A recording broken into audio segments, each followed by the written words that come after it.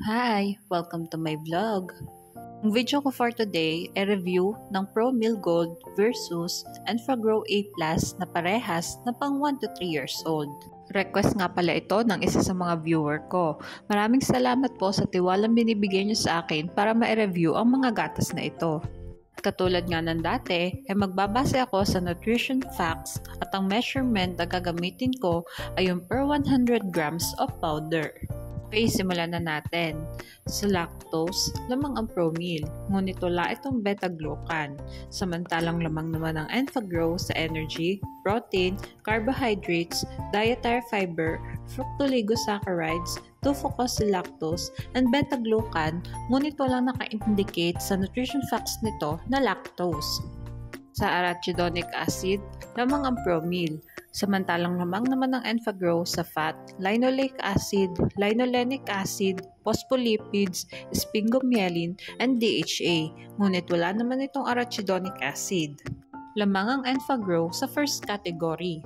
Proceed naman tayo sa vitamins. Sa carotenes and vitamin D, lamang ang Promeal. Samantalang lamang naman ang Enfagrow sa vitamin A, vitamin E, vitamin K, vitamin B1, vitamin B2, and vitamin B6. Ngunit wala naman itong carotenes. Sa folic acid, pantothenic acid, and choline, lamang ang Promeal.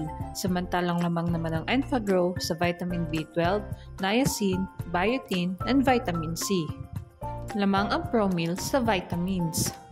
And then, dito naman tayo sa minerals. Sa iron and manganese, lamang ang Promeal. Samantalang lamang naman ang Enfagrow sa calcium, phosphorus, magnesium, zinc, and copper. Sa potassium and selenium, lamang ang Promeal. Samantalang lamang naman ang Enfagrow sa iodine, sodium, and chloride. Lamang ang Enfagrow sa minerals. Sa other nutrients naman tayo, ang Promeal ay nucleotides, taurine, lutein, and inositol na wala naman ang Enfagrow.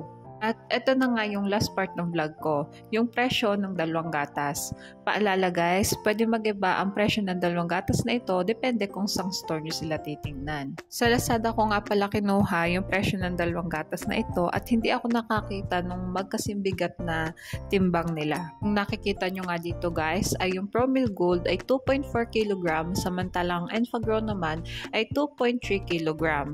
Bali guys, based on my computation, based dyan sa bigat at presyo na nakikita nyo, ang Promeal ay nagkakahalaga ng 1,511 per kilo, samantalang Enfagrow naman ay nagkakahalaga ng 1,330 per kilo. Kaya naman lumalabas na mas affordable ang Enfagrow. Ito na nga yung summary ng vlog ko. Sa first category and minerals, lamang ang Enfagrow at mas affordable din ito. Ngunit lamang naman ang Promeal sa vitamins and other nutrients. Basta lagi nating tatandaan, pumili ng gatas na hiyang sa bata. Mahalagang paalala, breast milk is the best milk for babies. Okay, hanggang dito na lang po ang vlog ko. Sana ay nagustuhan nyo. Thanks for watching. Please like and subscribe for more videos.